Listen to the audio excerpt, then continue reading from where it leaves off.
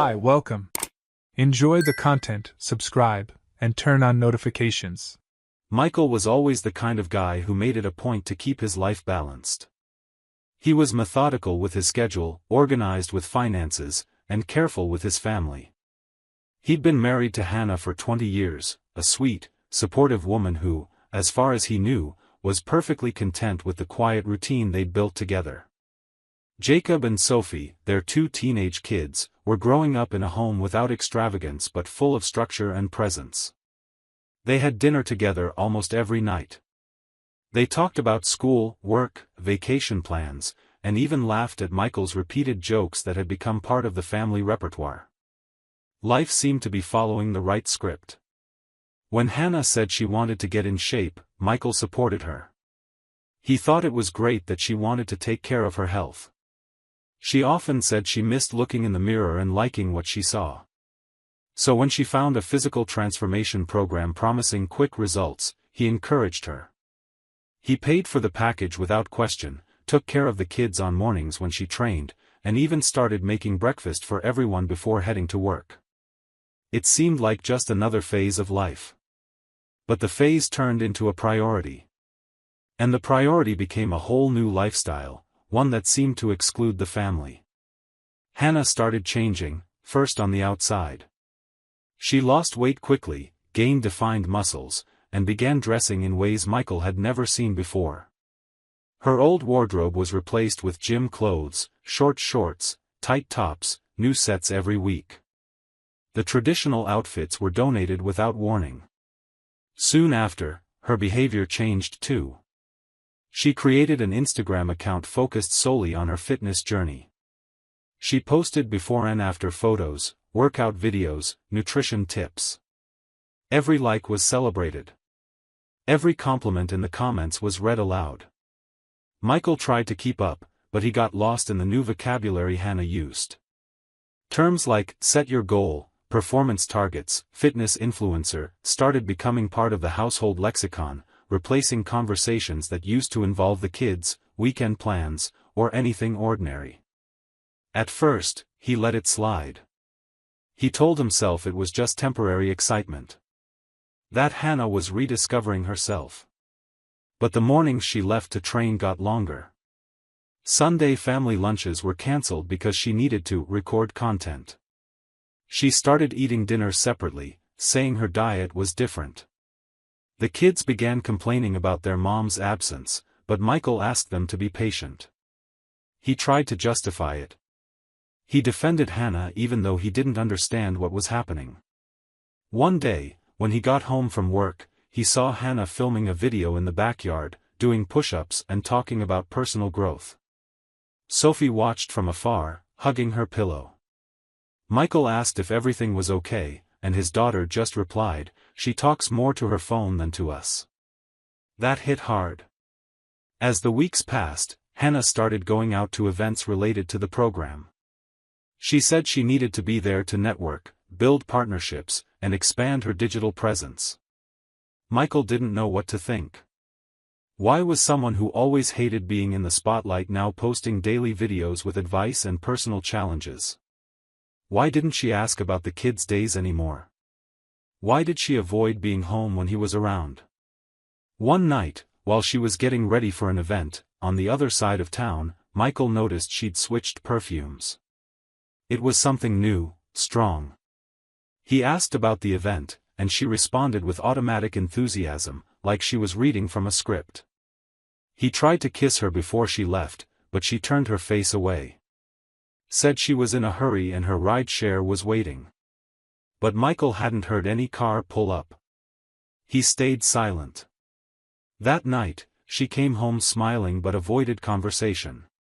She went straight to the bedroom and locked the door. He sat at the table, staring at an untouched glass of water. This repeated for days. The kids started asking if their parents were fighting. Jacob began going out more with friends. Sophie locked herself in her room with loud music. The atmosphere in the house grew cold, with everyone retreating into their own isolated spaces. Michael tried talking to Hannah, but she said she was tired, busy, focused on her goals, and that he needed to stop acting like he owned her. Michael never wanted to own anyone. But he also didn't want to be invisible. He realized he wasn't consulted about anything anymore. Hannah made plans alone, made decisions alone, and even their joint bank account started showing expenses he didn't recognize: new workout gear, spa stays, clothes with absurd price tags. When he questioned her, she responded with short, irritated phrases, as if he were getting in her way. He started noticing details he'd previously overlooked. Her phone messages, always deleted. The calls she answered away from him. The long showers right after workouts. Sometimes she'd say she was training at one location, but her Instagram stories would show her somewhere else. He ignored it until one day, while looking for something in her car's trunk, he found a small suitcase with folded clothes and a toiletry bag inside. Michael swallowed hard. He still tried to convince himself there was a logical explanation. But that was a lie he wanted to tell himself, because the alternative was too painful. That night, he reached out to Janet, a close friend who was like a sister to both of them. He told her everything. For the first time, he said out loud that he thought Hannah might be seeing someone else. Janet was shocked but didn't doubt him. On the contrary, she said she'd also noticed Hannah's behavior was strange but didn't know if she should interfere. It was Janet who suggested contacting Paul, their retired neighbor who'd worked for years as a private investigator. Michael hesitated. He felt ashamed, as if betrayal were still just a possibility and he was already condemning Hannah prematurely. But deep down, he knew this wasn't paranoia. Something was very wrong. And he was ready to find out. Michael met Paul the next afternoon, carrying only the heavy gaze of a man who suspected too much and knew too little. He told him the essentials, without embellishment. Said he feared he was being cheated on, that something had changed in his wife, that her stories no longer added up. Paul listened silently and, at the end, asked one question: "Do you really want to know the truth, even if it hurts?" Michael nodded. It was the question he feared most, but also the one he needed to hear. Because deep down, part of him already knew the answer. All that was missing were the proofs. Paul started by explaining what they needed to observe: departure times, inconsistent movements, social media usage patterns, repetitive behavior. He suggested starting with Hannah's phone location history. Michael knew she used an iPhone and that their devices were synced. All it took was logging into iCloud's location history to pull up a map with trails and timestamps. At first, everything seemed normal, but there were gaps. Workouts scheduled at a downtown gym showed locations in a completely different neighborhood.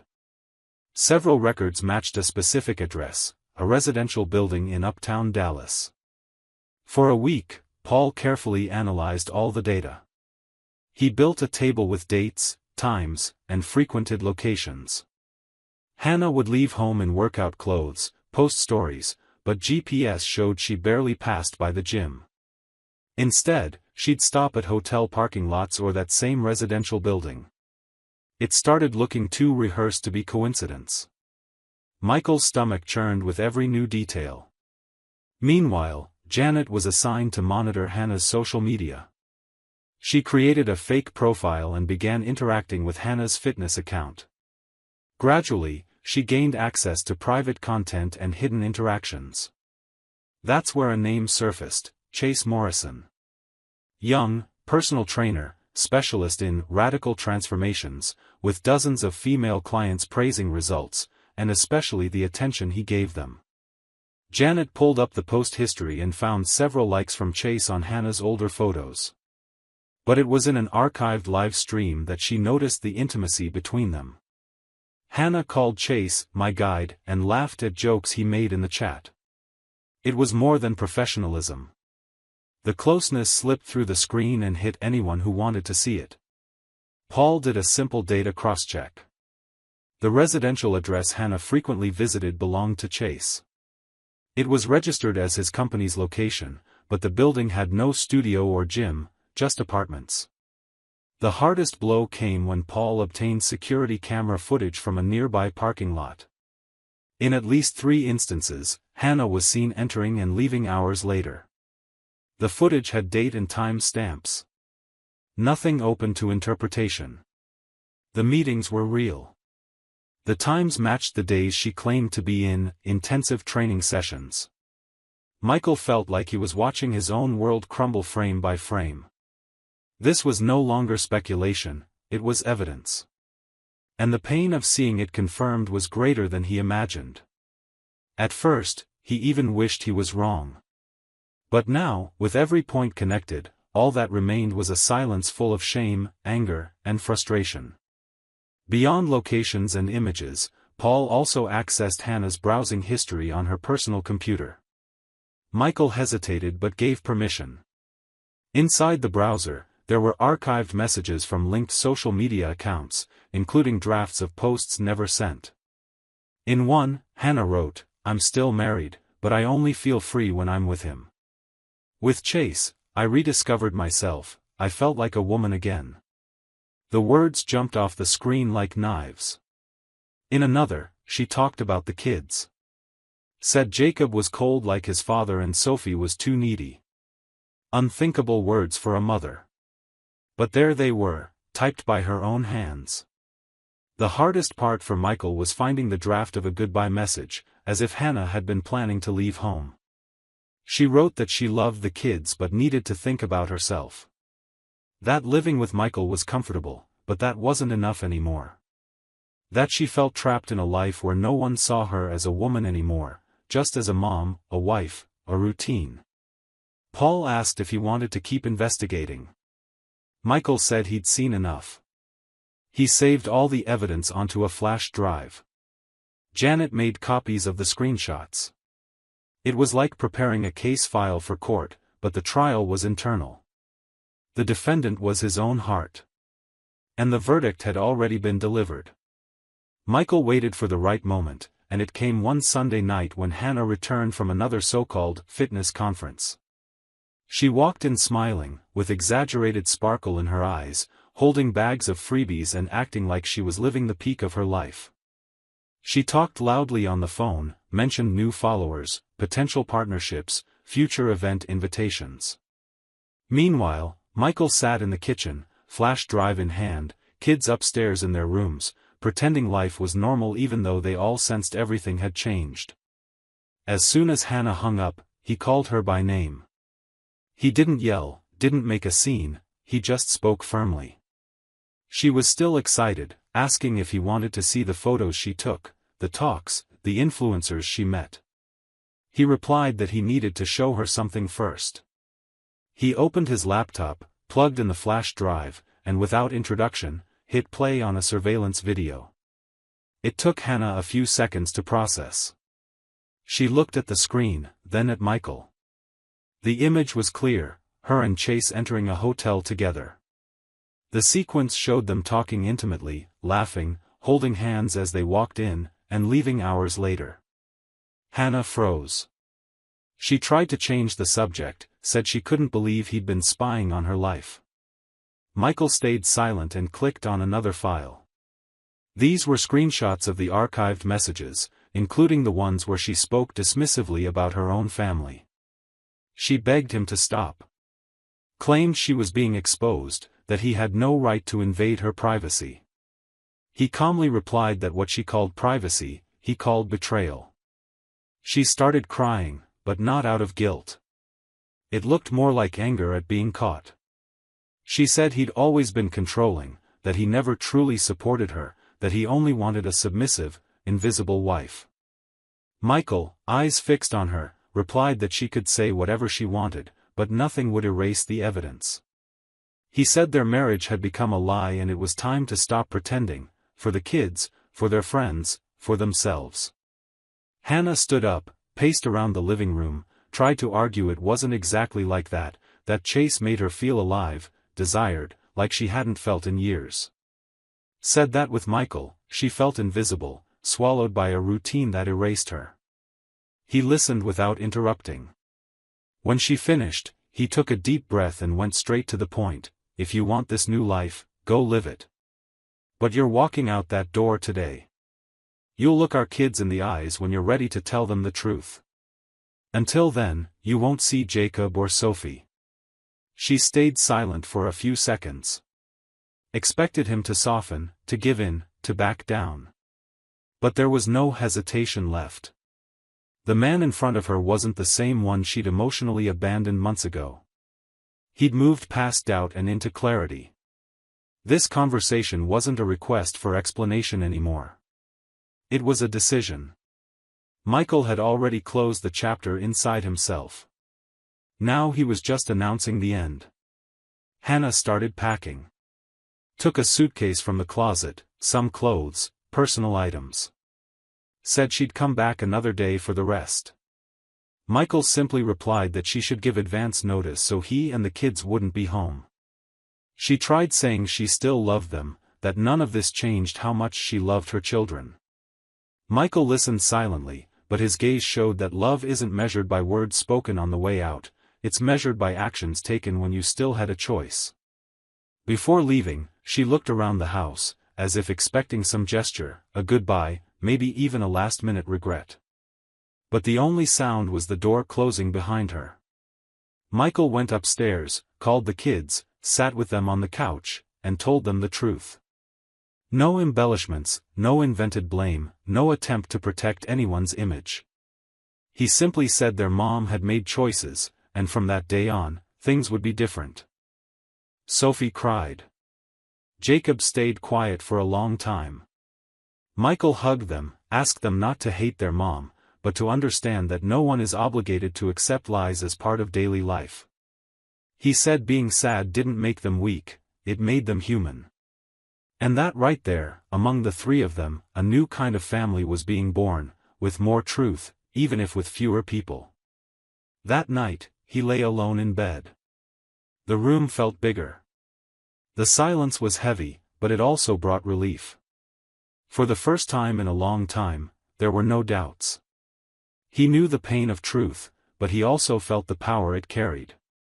His life had been destroyed by someone searching for herself, but he still had his kids, his home, a clear conscience. And now, more than ever, he knew he was on the right path.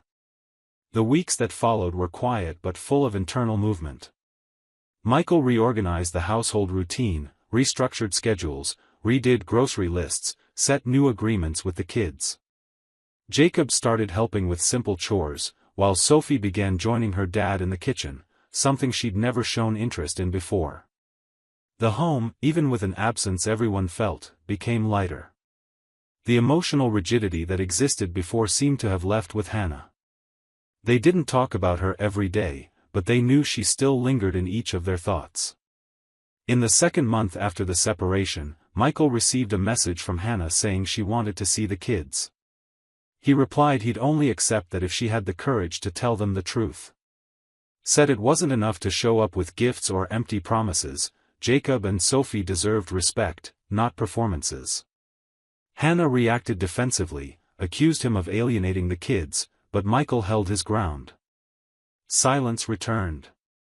While she disappeared from the family routine, Michael began rebuilding his own identity. He started waking up earlier, returned to running in the neighborhood park, reconnected with old work contacts, and reunited with friends he'd neglected due to the heavy routine of recent years. Some colleagues invited him to lunch, others to hobby groups he'd forgotten even existed. Michael said yes to almost everything. He realized that for a long time, he'd shaped himself to fit the shadow of a marriage where only one side sought personal growth. Now, even with open wounds, he was breathing more freely again. One morning, Sophie walked into his room with a handmade gift. It was a small notebook where she wrote thoughts, pasted photos, clippings, memories. She handed it to her dad and said it was a way to remember that even when things change, there's still love at home. Michael flipped through it with teary eyes. There were childhood drawings, phrases she remembered him saying, even a list of movies they used to watch together. On the last page, she wrote, "Thank you for being real." Those words stuck to him like an invisible tattoo. Meanwhile, Hannah tried to maintain her new life with Chase. Her social media showed smiling photos, healthy meals, landscapes from places she'd never cared about before. But behind the posts, the reality was very different. Chase wasn't the devoted man she imagined. He had a habit of going out at night, coming home with vague excuses, and frequently receiving messages from other female clients. Within months, Hannah caught explicit conversations on his phone. She confronted him, demanded explanations, but Chase showed no remorse. Said he'd never promised fidelity and that she'd entered this relationship knowing the circumstances. The humiliation was deep. For the first time in a long while, Hannah felt discarded. Unlike Michael, Chase didn't respect her, didn't listen, didn't build anything with her. It was pure adrenaline, fleeting interest, appearances. When she got upset about his affairs, he simply said she was acting like a jealous wife, and that was exactly the kind of energy that made him want to leave. She realized, in the cruelest way, that what she had with Chase was just a temporary escape. Forced to leave the apartment they shared, she rented a small studio in a distant neighborhood. Most of her fitness partnerships dissolved over time, her followers dwindled as her content grew repetitive. Without Chase, without her marriage, without prestige, Hannah sank into an uncomfortable silence. She tried messaging Jacob and Sophie, typed and deleted several times. Finally, she decided to record a video explaining she'd made mistakes, that she'd been selfish, that she didn't expect immediate forgiveness but hoped to rebuild some kind of bond. Michael watched the video before showing it to the kids. He asked them to watch it and reflect. Sophie cried. Jacob just handed the phone back. They didn't know how to react. It was too soon to understand what to do with that. Michael, without pushing, said time would take care of it. None of them were obligated to forgive right away, but they also didn't need to carry hatred. In the 4th month, Michael decided to sell his old car and buy a smaller, more economical one. He traveled with the kids to visit their grandparents. They spent a weekend away from the city, away from stairs, away from memories that still collided with the present. On the drive back, Jacob said something Michael would never forget: "I used to think we were a perfect family. Now I see it was just part of us trying to keep everything standing." Michael gripped the steering wheel and replied, "Now we're an honest family. That's worth more than any appearance." 6 months after the separation, the house had a different rhythm.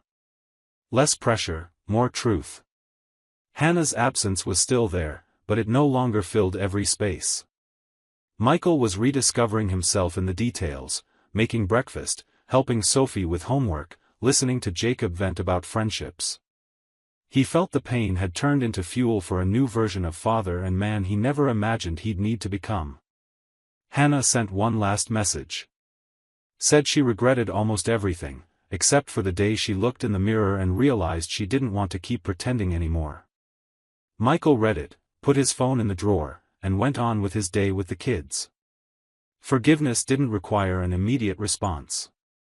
It required, first, inner peace. And that, he was learning to cultivate carefully, every single day. Thank you for watching the video. If you enjoyed it, don't forget to subscribe to the channel and turn on notifications so you won't miss any updates. See you next time.